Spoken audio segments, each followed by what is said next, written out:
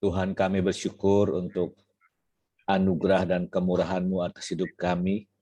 Terima kasih buat kesempatan sore hari ini. Kami mau sama-sama belajar lagi, Tuhan. Kami percaya pengurapan yang daripada-Mu mengajari kami. Roh Kudus, roh kebenaran yang mewahyukan buat setiap kami. Mampukan hamba-Mu dapat menyampaikan secara sederhana, dan biar shalom, perlindungan Tuhan sempurna, kuasa-Mu sempurna menaungi setiap kami. Dalam nama Tuhan Yesus. Amin. Amin. Shalom, selamat sore. Saya akan share screen dulu sebentar.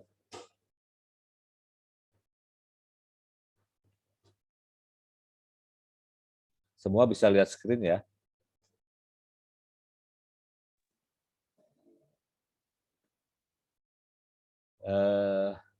Sore hari ini saya diminta menyampaikan tentang 3 hal. Pertama, cara bertahan. Kemudian berperang di akhir zaman dan berkenan. Dan didapati setia sampai akhir.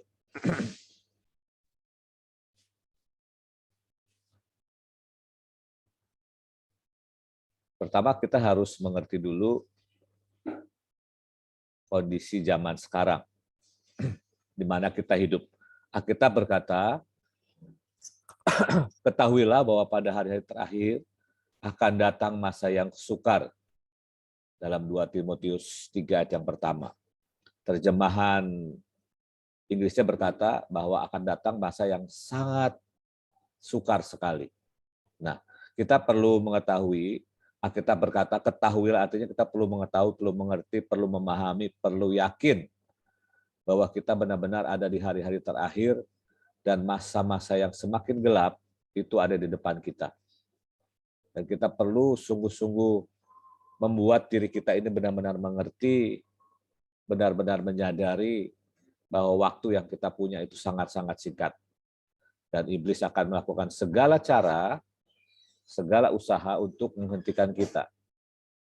Itu sebabnya kita perlu sungguh-sungguh menyadari dan mengerti keadaan tidak akan semakin mudah, akan semakin susah dan semakin gelap.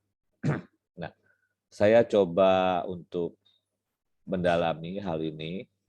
Ya, kata masa itu adalah kata kairos, anehnya di situ dikatakan waktu ketika segala sesuatunya menuju krisis. Semuanya sedang menuju krisis, semuanya sedang menuju puncak. Tapi anehnya juga ini adalah zaman yang menentukan, yang ditunggu.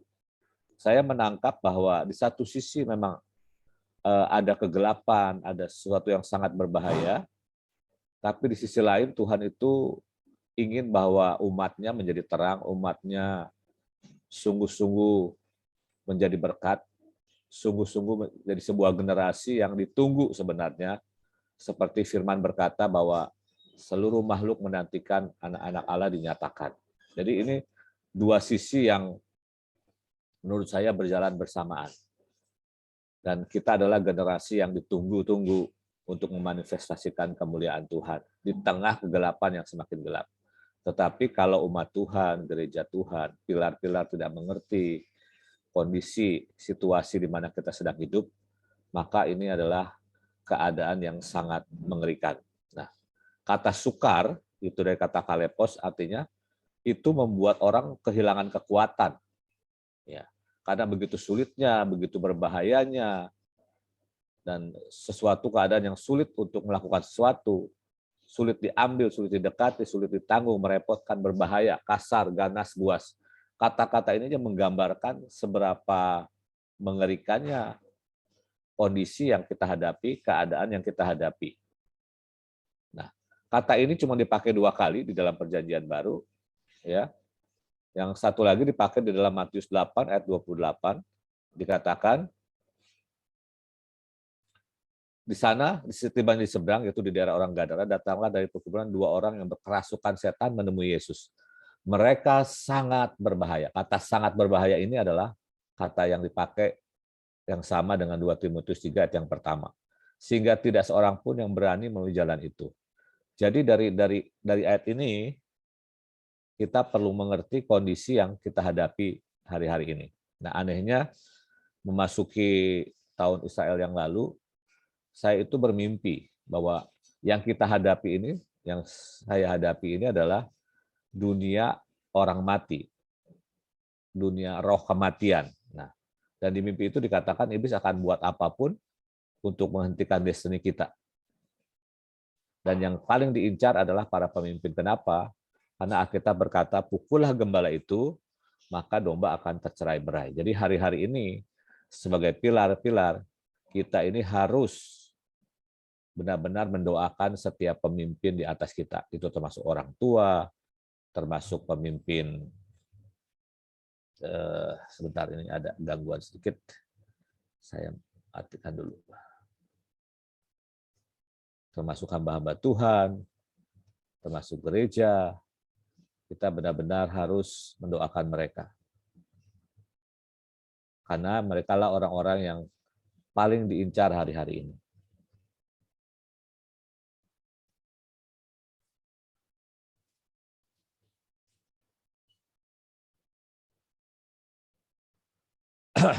Nah, untuk menghadapi kondisi ini, maka kita harus mengenali dan membenahi yang namanya kelemahan inti kita.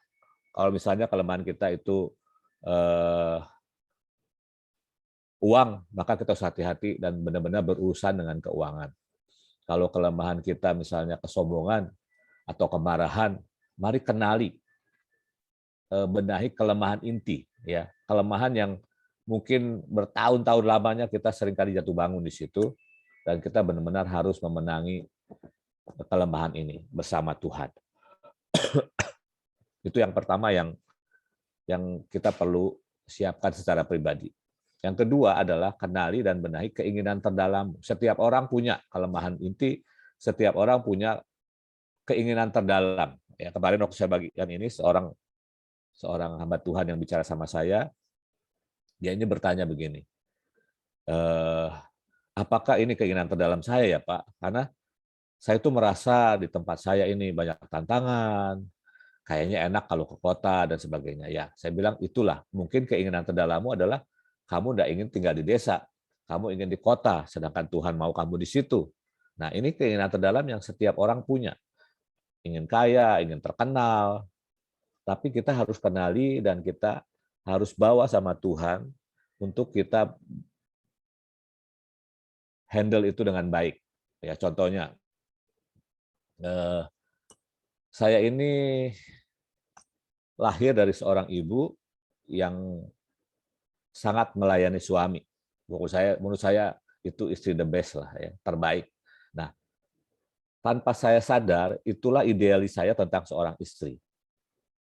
Sampai satu hari saya ketemu seseorang, kok suka melayani, bisa rada-rada suka sama orang itu. Nah, saya berkata, ini saya harus benahi, harus saya deal dengan itu. Saya berkata, tidak ada seorang pun seperti ibu saya. Nah, ini artinya kita berurusan dengan keinginan itu. Nah, setiap orang punya yang namanya keinginan terdalam. Waktu kecil mungkin ingin sangat kaya raya, ingin sangat berhasil. Tidak salah untuk berhasil, tidak salah untuk kaya raya, tapi itu bukan tujuan hidup kita. Itu tidak boleh menyimpangkan kita dari tujuan Tuhan yang ada dalam hidup kita. Nah, kalau misalnya tadi hamba Tuhan tadi, dia dapat panggilan di sebuah desa, tapi keinginannya adalah hidup nyaman di kota. Nah, ini bisa sangat berbahaya karena bisa aja tiba-tiba iblis membuat tawaran-tawaran yang menarik yang kita tidak bisa tolak. Ya, saya harap itu cukup menjelaskan. Nah, saya percaya begini, kalau keadaan sulit, keadaan sangat sukar, maka saya yakin Tuhan itu adil. Tuhan menyiapkan segala sesuatu yang diperlukan untuk generasi terdahsyat, generasi terhebat itu terjadi di zaman kita. Maka saya percaya inilah zaman di mana kita ini harus berjalan dalam supranatural. Kita mungkin yang seringkali kita nyanyikan, surga menyentuh bumi, segala sesuatu yang dibutuhkan untuk menghadapi masa yang tersulit ini, Tuhan sudah sediakan. Jadi, 3 hal. Yang pertama, kenali benahi kelemahan inti kita. Kedua, kenali benahi keinginan terdalammu. Dan ketiga, percayalah ya dan pelajarilah, mulai berlatih, mulai membayangkan, mulai beriman bahwa kita adalah pasukan generasi terdahsyat yang akan menutup semuanya dengan ajaib. Itu menurut saya sebelum kita membahas tentang cara bertahan. Nah, dengan pengertian kondisi yang kita hadapi, maka kita tidak punya pilihan lain. Kalau iblis terus meningkatkan kekuatannya, meningkatkan serangannya, meningkatkan manuver-manuvernya, maka kita tidak punya pilihan lain selain terus mengupgrade diri kita. Mengupgrade dalam segala hal, baik terutama iman, otoritas, pengenalan akan Tuhan, ya, juga mengupgrade kekuatan daya tahan kita, daya tahan berdoa, daya tahan untuk deklarasi, daya tahan untuk bekerja, daya tahan untuk berkorban, semuanya harus di-upgrade setiap hari. Jadi kita tidak punya waktu untuk menjadi stagnan. Kita benar-benar harus mengupgrade diri. Saya semakin mengerti beberapa waktu yang lalu Ibu Panglima berkata, kita harus mengupgrade diri 7 kali, 10 kali, 100 kali. Waktu itu saya bilang, aduh, kayaknya berat banget. Tapi hari-hari saya mengerti bahwa kita tidak punya pilihan lain. Setiap saudara dan saya benar-benar harus mengupgrade diri dalam mengatur waktu, dalam mengatur emosi, semuanya harus di-upgrade. Yang kedua adalah movement. Kita harus terus dalam kegerakan, ya. Jangan pernah berhenti, jangan pernah menjadi capek dan lelah, karena pertahanan yang terbaik adalah menyerang, ya. Jadi apapun kondisinya, kalau kondisi tiba-tiba tenang, kita harus tetap bergerak. Kondisi sulit, kita harus tetap bergerak. Karena pertahanan yang terbaik adalah menyerang. Nah, mari gunakan setiap waktu, gunakan setiap kesempatan dengan baik. Saya selalu berkata kepada diri saya ingatkan diri saya terus, karena kadang-kadang juga masih maunya santai, ya. Saya ingatkan diri saya waktu tidak banyak, mungkin kita punya 2, 3, atau 5 tahun, saya tidak tahu. Tapi yang jelas waktu semakin sulit, waktu semakin sempit, ini waktunya gunakan setiap waktu untuk mengupgrade diri, gunakan setiap kesempatan yang baik untuk memberitakan Injil, gunakan setiap kesempatan yang baik untuk melakukan semua yang menuju penggenapan dari destiny maupun panggilan Tuhan. Nah, seperti yang seringkali diulang-ulang oleh Pak Yusak, ya, hamba Tuhan yang menjadi teladan buat kita, ya. Mari ini hari-hari kita benar-benar harus tinggal di dalam Tuhan. Nah, seperti Bapa telah mengasihi aku, demikianlah juga aku telah mengasihi kamu. Tinggallah di dalam kasih-Ku. Ya, kita harus tinggal di dalam kasih Tuhan yang sempurna. Bagaimana caranya? Jikalau kamu menuruti perintah-Ku, kamu akan tinggal di dalam kasih-Ku, seperti aku menuruti perintah Bapa-Ku dan tinggal di dalam kasih-Nya. Jadi ini hari-hari kita harus bergaul erat dengan Tuhan. Lewat pertama adalah mari perlengkapi diri untuk bergaul dengan firman Tuhan. Mari masukkan firman Tuhan sebanyak mungkin, ya. Hidupi, renungkan, bukan hanya baca, tapi hari-hari ini benar-benar biarkan firman itu mengubah cara kita berpikir, mengubah cara kita hidup. Benar-benar kita harus mengupgrade yang namanya bergaul dengan firman Tuhan. Ya. Saya hari ini lagi belajar tentang, kembali baca-baca buku tentang Smith Wigglesworth, ya. Juga Pak Yusak juga sering selalu berkata, baca firman, baca firman. Nah, Smith ini setiap 15 menit dia selalu baca firman Tuhan. Jadi bagaimana hidupnya benar-benar dikuasai oleh firman. Yang kedua adalah bergaul dengan Roh Kudus. Pak Yusak selalu mengajarkan tanya Roh Kudus, tanya Roh Kudus. Nah, Smith juga sama. Beliau ini selalu berdoa dalam bahasa roh, selalu ikut gerakan Roh Kudus, karena dia berkata tidak ada hari tanpa kamu ada di puncak panggilan. Kamu harus selalu on top dalam segala sesuatu. Karena itulah cara kita bertahan. Kita harus terus ada di posisi prima, istilah saya. Ya, begitu rasa badan capek, nggak enak, kita harus segera bereskan. Mungkin istirahat sebentar, pulihkan sebentar, dan kita harus dalam kondisi prima. Ingat bahwa pilar itu seberapa kekuatan kita menopang, seberapa kekuatan kita menantikan Tuhan, itu sangat membantu banyak panggilan yang lain. Ya. Jadi setiap hari, mari termasuk saya, kita minta pewahyuan dari Tuhan, bertumbuh dalam pengenalan akan Tuhan, bertumbuh dalam mengenali cara-cara yang baru yang Tuhan mau bukakan dan singkapkan, bertumbuh dalam pewahyuan yang baru, yang ajaib, yang Tuhan.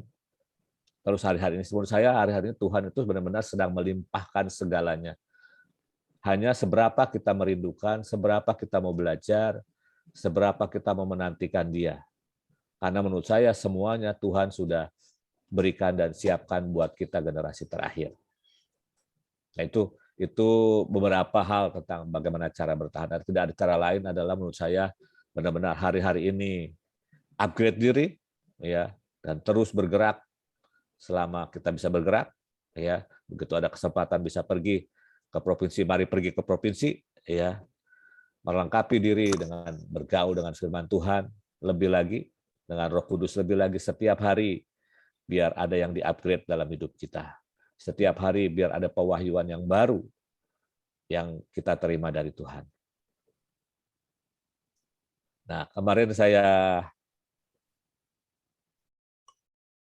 dapat sebuah firman, tapi seringkali firman ini disalahartikan oleh banyak orang.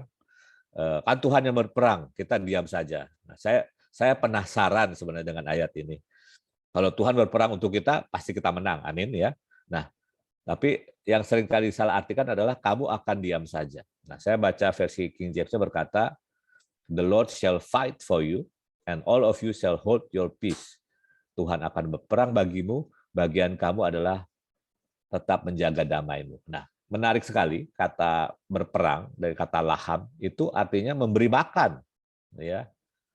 Tuhan itu kalau bawa kita dalam peperangan sebenarnya memberi kita makan, ya. Saya ingat satu hari Ibu Panglima pernah dapat penglihatan Tuhan menyediakan makanan mewah buat kita, ternyata makanan itu adalah kepala-kepala raksasa, ya, yang harus kita kalahkan. Nah, tapi intinya yang pertama adalah Tuhan itu berperang untuk kita. Tuhan memberikan makan buat kita. Tuhan menghanguskan, Tuhan berperang menghancurkan musuh-musuh kita. Nah, kata berperang ini, khusus di kitab Amsal, hampir semuanya, itu adalah kata makan. Ya. Siapa yang tak berpengalaman, singgahlah kemari. Dan kepada yang tidak berakal budi katanya, marilah, makanlah, kata laham dipakai. Makanlah rotiku.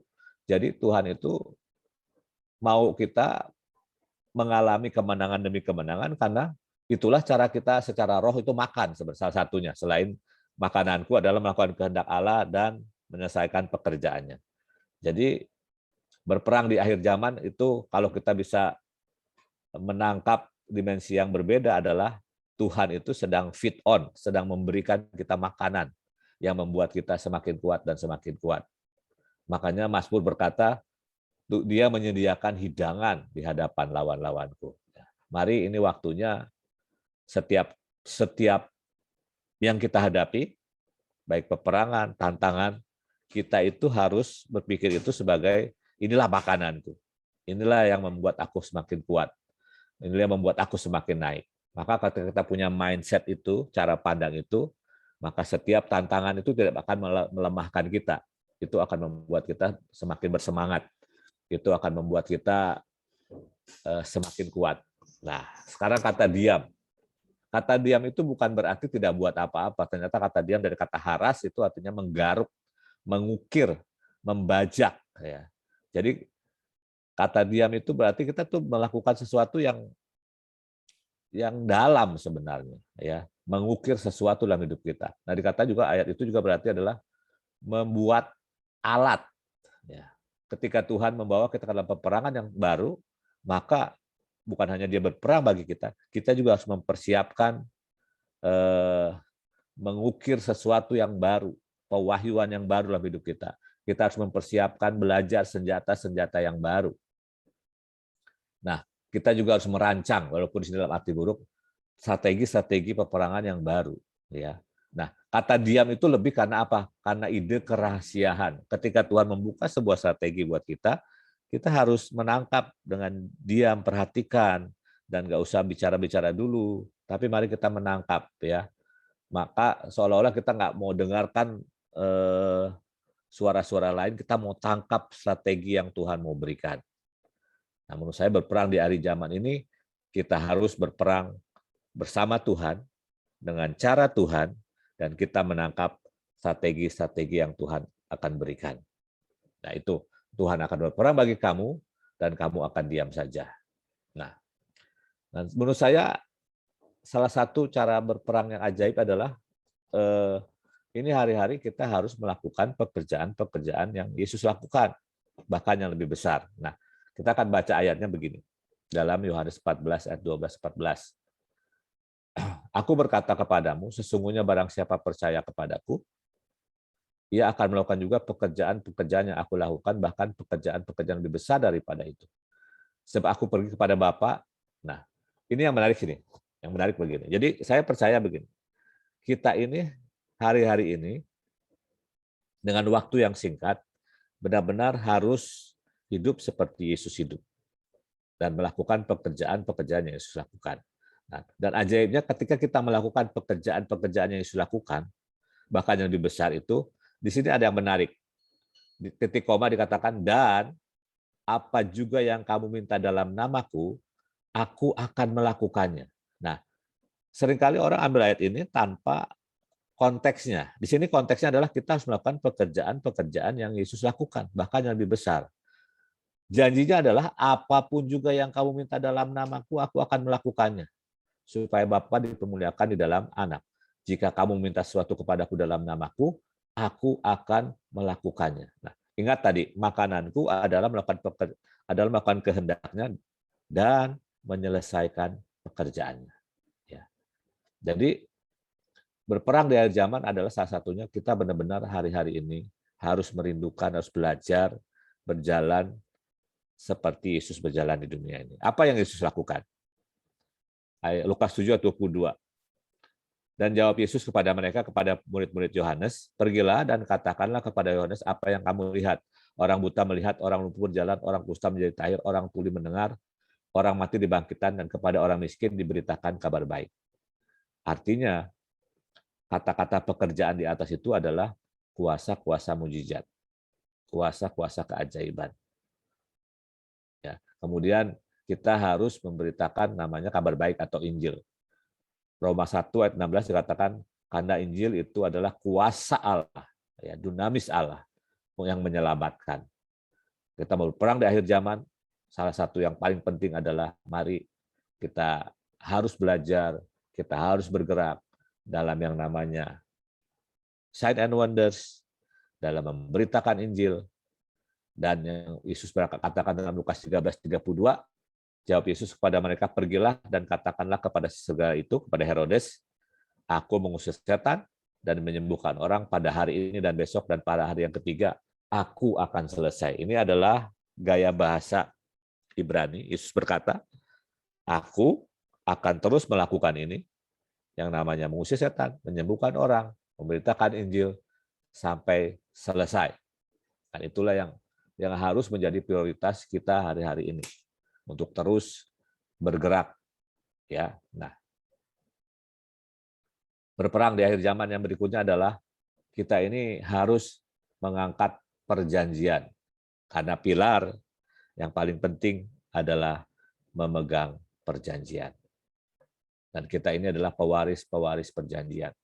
Kisah Rasul 3:25, kamulah yang mewarisi nubuat-nubuat itu dan mendapat bagian dalam perjanjian yang telah diadakan Allah dengan nenek moyang kita, ketika ia berfirman kepada Abraham, oleh keturunanmu semua bangsa di muka bumi akan diberkati. Nah, ada dua perjanjian penting yang hari-hari ini kita harus angkat. Ya, saudara tahu hari-hari ini cuaca ekstrim di mana-mana, ya, gempa bumi, gunung meletus, maka setiap pilar di setiap kota, ya, di setiap bangsa, ini hari-hari kita harus mengerti yang namanya perjanjian Nuh atau perjanjian pelangi, dan kita mengangkatnya di hadapan Tuhan. Nah, saya menemukan sebuah ayat yang menarik, Yesaya 54 ayat 9 dan 10. Nah, keadaan ini bagiku seperti pada zaman Nuh. Seperti aku telah bersumpah kepadanya bahwa air bah tidak akan meliputi bumi lagi, demikianlah aku telah bersumpah bahwa aku tidak akan murka terhadap engkau dan tidak akan mengasihi engkau lagi. Sebab biarpun gunung-gunung beranjak dan bukit-bukit bergoyang, tetapi kasih setiaku tidak akan beranjak daripadamu, dan perjanjian damaiku tidak akan bergoyang, firman Tuhan yang mengasihi engkau. Nah, saya tidak menemukan di Kejadian 8 dan 9 tentang Nuh bahwa Tuhan bersumpah, ya.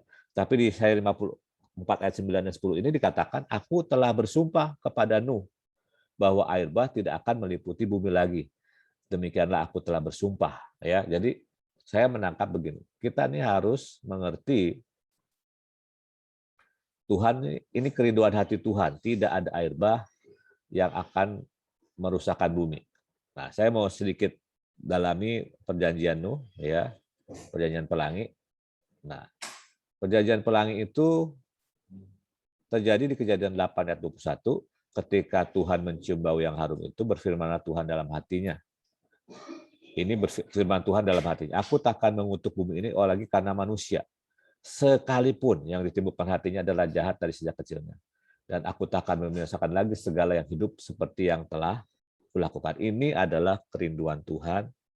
Ini adalah bahkan dikatakan sekalipun manusia yang ditimbul di hatinya adalah jahat. Nah, masalahnya di mana? Masalahnya adalah Tuhan harus ada orang yang berdiri di sebuah kota atau di sebuah desa, di sebuah bangsa, dan takarannya harus bertambah hari-hari ini, karena sekali lagi iblis sedang meningkatkan serangannya, meningkatkan tuntutannya, maka pilar-pilar pun harus makin bertambah yang mengerti perjanjian ini. Nah, contohnya buat saya, kalau saya di satu daerah yang bukan di Bekasi, untuk menahan ini, apalagi kalau nggak banyak pendoa, itu lebih susah dibandingkan kalau saya di kota saya. Ya, di kota saya nggak bilang, ini hujan petir angin nih, mari berdoa, angkat perjanjian. Semua akan jawab, siap, siap, siap, siap. Biasanya nggak lama hujan itu reda, berhenti. Gitu. Saya melihat bahwa kalau semakin banyak pilar, semakin banyak orang mengerti perjanjian ini, kita bisa menahan lebih banyak. Ya. Kejadian 9, 11, dan 16. Maka kuadakan perjanjianku dengan kamu bahwa sejak ini tidak ada yang hidup yang akan dilenyapkan oleh air bah untuk memusnahkan bumi. Dan Allah berfirman, inilah tanda perjanjianku adakan antara kamu dan aku dan kamu serta segala makhluk yang hidup yang bersama-sama dengan kamu turun-temurun untuk selama-lamanya. Busurku kutahu di awan supaya itu menjadi tanda perjanjian antara aku dan bumi. Jadi ini adalah perjanjian buat seluruh makhluk sebenarnya, ya kan, untuk seluruh makhluk. Tuhan nggak mau ada yang mati dilenyapkan oleh air bah, ya, oleh hujan kah, oleh banjir kah. Tapi sekali lagi harus ada orang yang mengangkat perjanjian. Nah, cawannya apa? Cawannya adalah keintiman dan bergaul karib dengan Tuhan. Dikatakan Nuh bergaul karib dengan Tuhan. Nuh berjalan dengan Tuhan. Makanya tadi di awal saya berkata, inilah hari-hari kita harus meningkatkan bergaul dengan firman, bergaul dengan roh Tuhan. Ya, dan kita harus menjadi orang yang dikatakan Nuh taat. Artinya mari belajar untuk hal-hal yang kecil, kita mulai taat. Ya, tiba-tiba lagi jalan Tuhan suruh mengurapi, kita ngurapi. Ya, ketika kita mulai rasakan angin yang tidak enak dan Tuhan berkata, nah tiup shofar, maka engkau tiup shofar. Dan ini juga cawannya adalah pemberita kebenaran. Ini hari-hari mari beritakan kebenaran. Ini hari-hari mari sebanyak mungkin, sebisa mungkin kita ini menjadi orang-orang yang membawa berita kebenaran, berita keselamatan, berita Injil. Kemudian punya kehidupan penyembahan, yaitu korban yang harum dan menyenangkan kepada Tuhan. Maka kita bisa mengangkat yang namanya perjanjian pelangi ini dengan lebih kuat, ya, lebih kuat. Nah, di situ ada guru kenabian, artinya yang bisa diserukan secara legal dari perjanjian ini. Kita berkat Tuhan menaruh perkataan-perkataan dalam mulut kita, dan kita punya kuasa menahan bencana, menghentikan kejahatan. Tuhan mengangkat kita atas bangsa-bangsa dan kerajaan untuk mencabut dan merobohkan, untuk membinasakan dan meruntuhkan, untuk membangun dan menanam. Nah, tujuannya apa sih? Tujuannya menahan bencana dan sebagainya adalah supaya kita punya kesempatan, waktu untuk memberitakan Injil, menggenapkan seluruh destiny dan rencana Tuhan dalam hidup kita. Ya, ingat bahwa iblis itu selalu ingin mempercepat kedurhakaan. Ya, kita ingin mempercepat kedatangan Tuhan. Saat kita mau menghambat yang namanya kedurhakaan. Ya, saya harap bisa menangkap. Kemudian yang perjanjian yang berikut yang penting, ya banyak perjanjian yang lain, tapi malam hari ini kita akan belajar secara singkat dua saja. Yang pertama perjanjian pelangi. Setiap kali saudara rasa hujan, angin, badai ini tidak enak, bisa bikin banjir dan sebagainya, saudara angkat perjanjian pelangi dengan kuat. Nah, kemudian hari-hari ini dengan COVID, dengan digital money, dengan semua kejahatan, kedurhakaan yang semakin meningkat, kita benar-benar perlu menaikkan terus perjanjian Daniel. Kejadian 12 ayat 1, pada waktu itu juga akan muncul Mikael, pemimpin besar itu, yang akan mendampingi anak-anak bangsamu, dan akan ada suatu waktu kesesakan yang besar seperti yang belum pernah terjadi sejak ada bangsa-bangsa sampai pada waktu itu. Tetapi pada waktu itu bangsamu akan terluput, yakni barang siapa yang didapati namanya tulis dalam kitab kehidupan.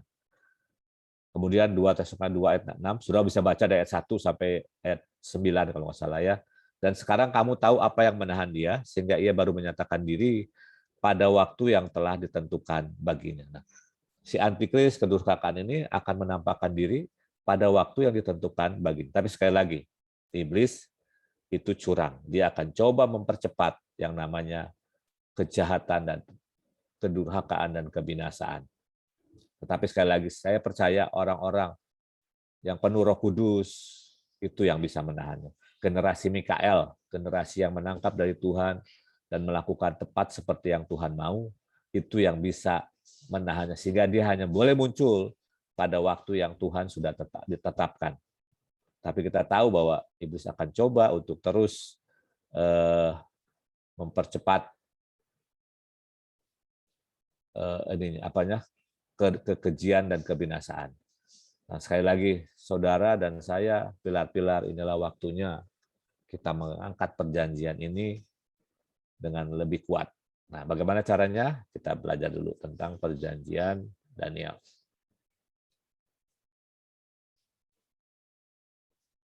Saya sudah baca tadi ayat ini, ayat yang kedua, dan orang-orang ketiga, orang-orang bijaksana akan bercahaya seperti cakrawala, dan yang telah menuntun banyak orang kepada kebenaran seperti bintang-bintang, tetap untuk selama-lamanya. Tetapi engkau, Daniel, sembunyikanlah segala firman itu dan menerangkan kitab itu sampai pada akhir zaman. Banyak orang akan menyelidikinya dan pengetahuan akan bertambah. Saudara, kita benar-benar ada di hari-hari terakhir, di mana pengetahuan itu sekarang sangat-sangat cepat. Kalau saudara mau lihat yang namanya pengetahuan itu setiap hari, penemuan-penemuan baru, teknologi sudah sangat maju. Pokoknya benar-benar kita hidup di hari-hari terakhir. Nah, apa cawan perjanjian Daniel? Tidak menahan kebaikan dari orang-orang yang berhak menerimanya. Artinya inilah hari-hari kita buat kebaikan buat banyak orang. Seberapa kita bisa menyentuh orang-orang miskin, orang-orang yang tidak kurang beruntung. Nah, ini hari-hari mari jangan tahan kebaikan daripada orang-orang yang berhak menerimanya. Ya, kemudian mengalahkan kejahatan dengan kebaikan, sama menuntut orang banyak kepada kebenaran. Ini hari-hari kita terus beritakan Injil, beritakan kebenaran. Kita hari-hari harus berterang, harus bercahaya sebagai anak-anak terang. Nah, sudah kita lakukan cawan itu, maka ini yang legal yang kita bisa lakukan, maka bangsa kita bisa terluput dari kesesakan besar. Ya. Kota demi kota akan ada, kalau ada pasukan Tuhan, ada pilar, ada gereja yang hidup, itu bisa terluput dari kesesakan yang besar. Nah, kita juga pasti terima hidup yang kekal, nama terus dalam kitab kehidupan, dan kita akan bercahaya seperti cakrawala menjadi terang. Dan ini hari-hari seperti Yesus katakan, kamu adalah terang dunia. Ini hari-hari kita harus memanifestasikan, memancarkan terang itu dalam kehidupan kita. Mari angkat minimal 2 perjanjian ini hari-hari ini. Kita setiap kali berdoa, setiap pagi kita katakan, Tuhan ada perjanjian pelangi. Kami menahan setiap bencana alam di dalam laut dan udara. Ya, boleh lebih detail, ada deklarasinya. Kemudian kita mengangkat perjanjian Daniel, kita katakan bangsa kita terluput dari kerusakan besar, semua kedurhakaan ditahan, ya, semua kejahatan yang sedang mereka rencanakan dengan tanda percepatan yang namanya cashless dan sebagainya, kita bisa menahannya. Itu sedikit tentang berperang di akhir zaman. Kemudian Yang ketiga, yang terakhir, berkenan dan setia sampai akhir. Kita berkata barang siapa setia dalam perkara-perkara kecil, anehnya dikatakan very little, ya, sangat kecil. Ia setia juga dalam perkara-perkara besar, dan barang siapa tidak benar dalam perkara-perkara kecil, ia tidak juga benar dalam perkara-perkara yang besar. Nah, mungkin hari-hari ini ya, kalau ada pesan Tuhan dari tanggal 10 Desember sampai dengan 10 Januari, Tuhan minta di setiap daerah, di setiap provinsi, sebanyak mungkin orang-orang yang akan berdoa, ya, berdiri hanya 5-10 menit, benar-benar berdoa, benar-benar deklarasi, sapu bersih, angkat perjanjian, itu perkara kecil, ya, tapi itu akan menghasilkan hal-hal yang besar. Mari hari-hari ini setia dalam hal-hal kecil ini, ya, setia berdoa, setia baca firman, setia merenungkan firman, setia melayani, setia menopang pemimpin, ya, menopang setiap panggilan. Ini hari-hari kita setia, ya, setia berdoa, setia berdiri bagi kota, negara dan bangsa, karena itu sangat-sangat menentukan, ya. Kalau misalnya ada 1000 pilar saja, ya, itu akan sangat lebih mudah kita menopang bangsa ini dibandingkan cuma 10, 20, 50, tapi nggak melakukan tugasnya. Saya berdoa hari-hari ini, mari setiap kita setia untuk mengangkat perjanjian, setia untuk menopang pemimpin, setia untuk menopang panggilan, ya. Yang kemudian yang berikutnya, karena itu saudara-saudara yang kekasih, berdirilah teguh. Ingat, ini hari-hari pilar harus berdiri teguh, jangan goyah, dan giatlah. Nah, ini yang penting. Giat itu kata bahasa Inggrisnya berkata exceed the ordinary. Ini hari-hari kita harus melakukan jangan biasa. Mari melakukan dengan melampaui yang biasa. Melakukan dengan lebih giat lagi, ya, dalam pekerjaan Tuhan. Sebab kamu tahu bahwa dalam persekutuan dengan Tuhan, jerih payahmu tidak sia-sia. Apapun harus lahir dari keintiman dengan Tuhan. Apapun yang kita lakukan, kerjakan, harus lahir dari sebuah persekutuan yang intim dengan Tuhan. Dan saya kasih warning di situ, buat saya ini peringatan buat saya, ya, buat kita semua. Di Matius 7 ayat 22 dan 23 dikatakan, Tuhan, Tuhan, kami bernubuat demi namamu, kami mengusir setan demi namamu, kami menyembuhkan orang sakit demi namamu.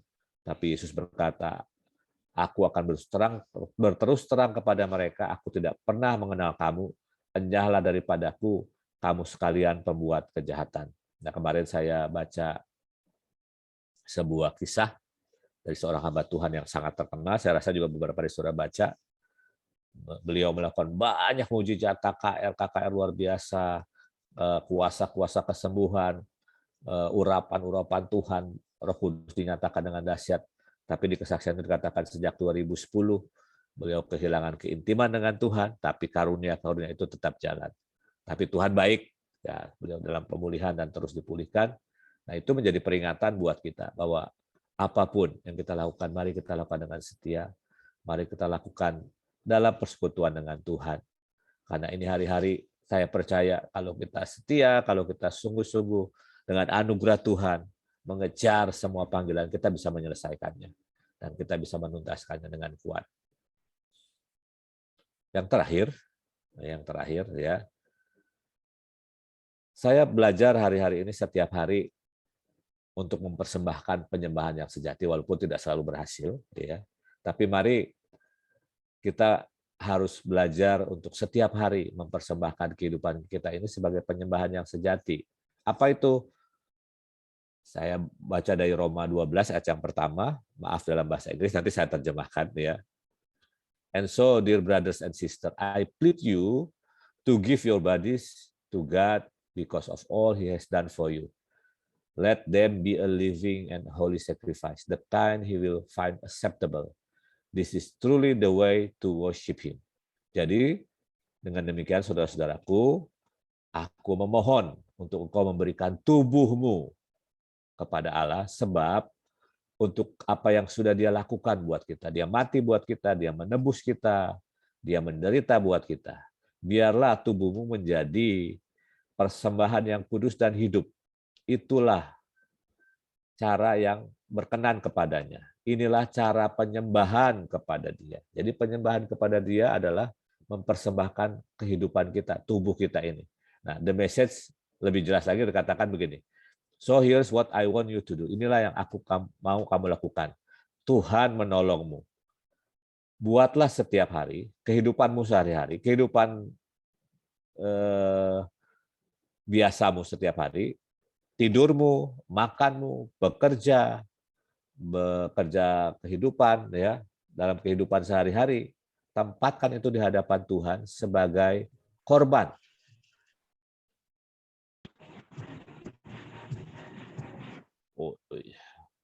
Peluklah apa yang Tuhan lakukan bagimu, itulah hal yang terbaik yang kamu bisa lakukan buat Tuhan. Nah, saudara, artinya apa? Apapun yang kita kerjakan, apapun yang kita lakukan, tidur, makan, bekerja, berjalan, kita harus lakukan itu sebagai sebuah persembahan. Itu adalah penyembahan yang sejati. Bisa tolong bantu mute? Saya agak terganggu itu.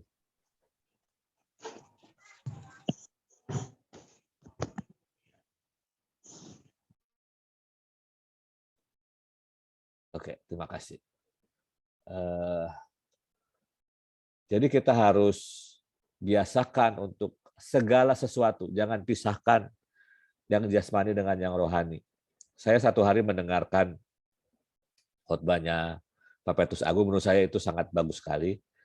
Dia berkata, kalau kita makan buah, katakanlah buah pisang, itu jasmani apa rohani? Dan banyak orang akan menjawab itu jasmani.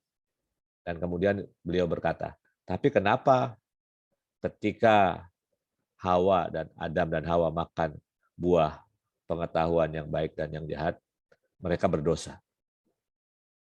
Dan beliau berkata, karena apapun yang sudah berhubungan dengan firman Tuhan, kamu tidak bisa pisahkan jasmani dan rohani. Nah, bisa nggak kita menghidupi kehidupan ini, belajar setiap hari, apapun yang kita kerjakan, itu kita libatkan Tuhan dan kita bawa sebagai sebuah persembahan kepada Tuhan. Maka saya percaya, maka hidup kita makin hari makin berkenan kepada Tuhan. Tinggal 4 jendela lagi. Kamar 2, dapur 2. Oke. Aja kasih ajar kita biasanya apa ini.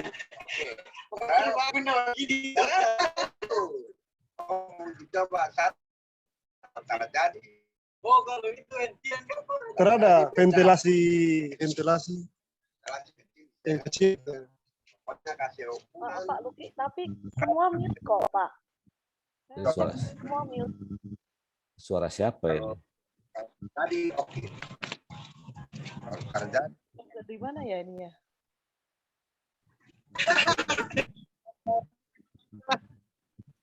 Ya sudah. Saya lanjut. Saya lanjut dikit ya, terakhir kok ini. Yang terakhir, Roma 12 ayat yang kedua, ya. Ini ada gini. Saya percaya bahwa setiap anak Tuhan itu ciptaan yang baru. Ya, roh kita ini roh baru. Manusia yang baru. Nah, masalahnya adalah seringkali pikiran kita ini yang belum berubah. Nah, saya kasih judul, kita ini harus memanifestasikan manusia baru, ciptaan baru yang Tuhan taruh dalam hidup kita, dan mengenal kehendaknya setiap hari. Nah, Roma 12 ayat 2 berkata, jangan tiru kelakuan dan kebiasaan dunia ini, tetapi biarkan Tuhan mentransformasi kamu ke dalam manusia baru dengan mengubah cara kamu berpikir. Kemudian kamu akan tahu kehendak Allah untukmu, mana yang baik, yang berkenan, dan yang sempurna. Nah, ini hari-hari benar-benar kita harus mengubah cara berpikir kita, cara pikir kita dengan firman Tuhan. Itu sebabnya saya katakan tadi, kita harus minta terus sama Tuhan pewahyuan yang baru, dan kita mengganti cara hidup kita, cara pikir kita sesuai dengan firman Tuhan. Maka saya percaya kalau kita melakukan dua hal ini saja setiap hari, apapun yang kita lakukan, apapun yang kita kerjakan, kita lakukan itu bersama Tuhan dan sebagai sebuah korban kepada Tuhan, maka Tuhan itu akan bawa kita menuju kepada kesempurnaan dan keajaiban. Kedua adalah, mari biarkan manusia baru, ciptaan baru, sesuai 2 Korintus 5:17. Yang lama sudah berlalu, yang baru sudah datang. Manusia baru itu harus termanifestasi dalam hidup kita. Yang ilahi, yang supranatural, yang ajaib. Dan mengenal kehendak Dia, semakin hari semakin mengenal Tuhan dengan lebih intim lagi. Saya kira itu yang saya bisa sampaikan. Kalau ada pertanyaan atau ada yang mau tambahkan, boleh. Halo, Shalom pasukan terdahsyat. Halo. Buat saudara-saudara, kalau ada pertanyaan, yang pasti di sini ada Pak Luki yang bisa menjawab pertanyaan. Mudah-mudahan. Mungkin dari cara berperang saya itu baru sekarang juga, selama saya ada di Pilar, baru saya dengar ada cara berperang, yaitu makan. Tapi memang itu luar biasa, rema buat saya juga, bahwa cara berperang itu makan pengenalan akan Tuhan, makan firman Tuhan. Itu sangat luar biasa buat saya, wow juga, dan bagaimana cara diam. Karena ketika kita menghadapi masalah, kadang-kadang ketika kita menghadapi masalah, kalau kita itu panggilannya Pilar, kalau kita memang pada waktu itu dipanggil sebagai pilarnya Indonesia, pilarnya kota, kita juga harus tahu cara berperangnya Pilar untuk menyelesaikan setiap masalah kita. Saya banyak belajar sih Pak. Terima kasih. Buat teman-teman atau saudara-saudara yang mungkin mau bertanya, saya persilahkan.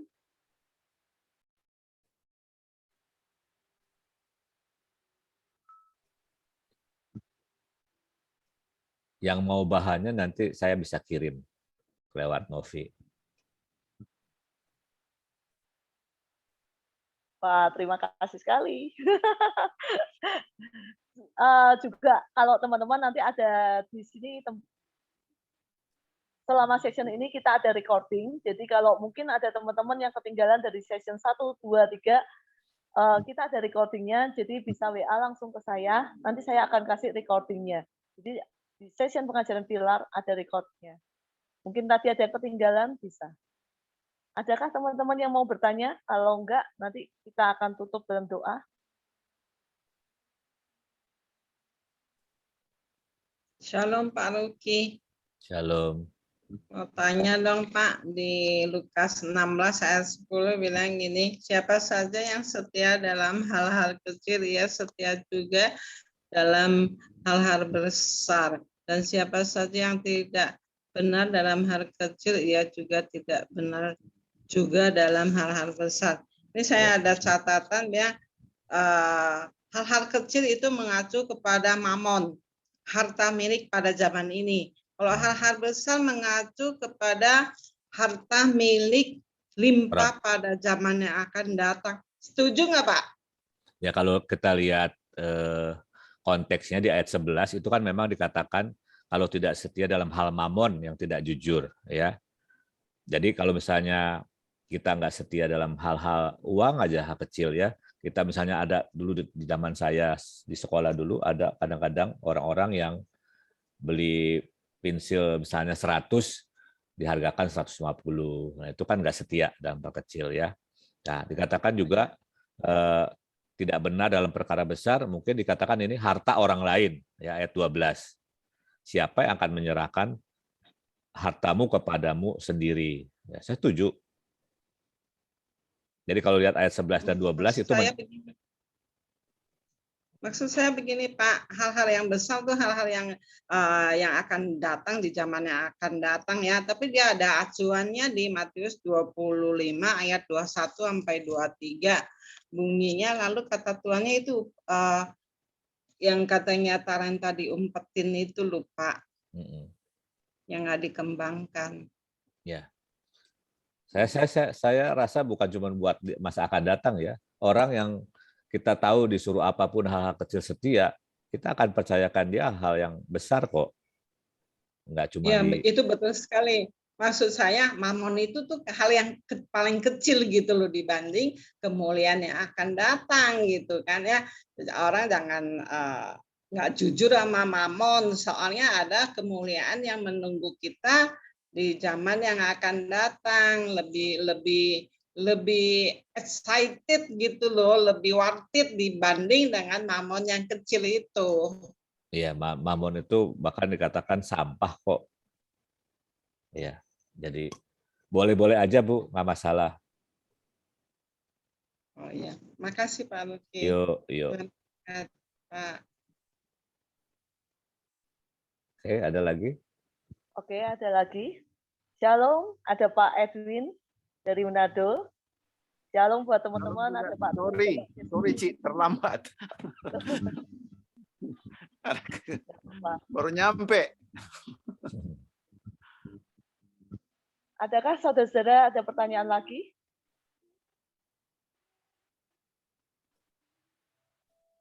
Nggak ada kayaknya. Halo, Shalom, Jesselyn. Di sini peserta termuda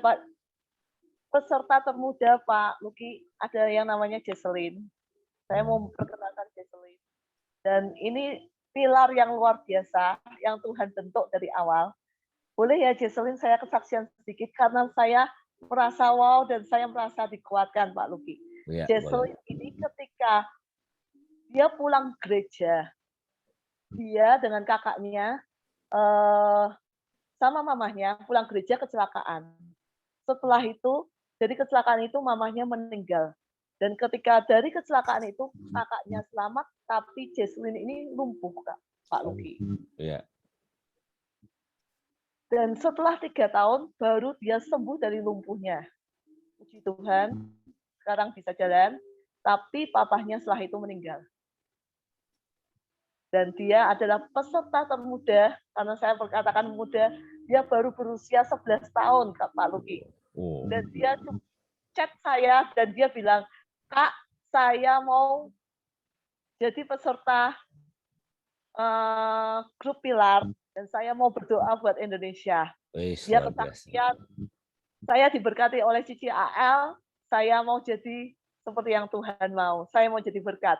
Dia ceritakan kehidupannya, dan saya tuh sampai nangis lihatnya, Pak. Dan saya tanya, umurnya berapa? 11 tahun, Pak. Itu yang membuat saya nangis. Ketika saya tanya, terus kamu gimana? Dia cuma jawab dengan ayat, dia keluarkan ayat. Orang tuaku boleh meninggalkan aku, tapi Tuhan yang akan menyambutku. Amin. Luar biasa. Di mana Jesselyn tinggal? Jesselyn di mana? Jesselyn, halo Jesselyn, ada nggak nih? Muncul nggak nih? Ada Jesselyn. Halo ya. Jesselyn. Oke deh, mungkin kalau ada Bapak Ibu yang mau boleh. Kalau enggak kita akan tutup dan akhiri session ini. Oke, terima kasih buat semuanya. Kita akhiri session pilar ini. Warisan pilar ini semoga menjadi berkat dan biarlah menjadi berkat dan memberkati semua orang. Mari Pak Luki bisa tutup dalam doa. Bapak di surga, terima kasih buat sore hari ini. Tuhan, kami percaya anugerah-Mu memampukan kami, sehingga setiap kami boleh makin mengerti masa kami hidup, dan bagaimana kami bisa terus mengejar, bertahan, mengikuti Engkau sampai akhir dengan kuat Tuhan. Terus bawa kami, upgrade kami untuk menghadapi peperangan yang semakin besar di depan, dan biar kami dimampukan untuk hari-hari ini terus upgrade dalam segala hal, setia dalam perkara-perkara kecil, sehingga kami berkenan sampai garis akhir dengan kuat. Kami percaya bukan karena kekuatan dan kemampuan kami, tapi hari-hari kami berdoa Tuhan, hamba berdoa, berikan kami haus dan lapar akan Tuhan lebih lagi. Berikan kami kerinduan akan firman lebih lagi. Berikan kami rekayasa kami untuk bergaul erat intim dengan Roh-Mu. Karena hanya Roh-Mu yang memampukan kami, memimpin kami, untuk kami sampai garis akhir dengan kuat. Tuhan tolong setiap kami, para pilar-Mu, berdiri buat setiap kota, berdiri buat bangsa kami, sampai seluruh rencana-Mu atas bangsa kami digenapi. Terima kasih Tuhan, materaikan firman-Mu dalam hidup kami. Dalam nama Yesus. Amin. Amin. Terima Amin. kasih, Pak Terima Luki. kasih. Thank you. Terima kasih, Pak Luki. Terima Tuh, kasih. God Terima kasih bless. Pak Luki. Terima Terima kasih semuanya, Tuhan berkati. kasih, Pak. Terima kasih semuanya. Terima kasih. Terima kasih semuanya.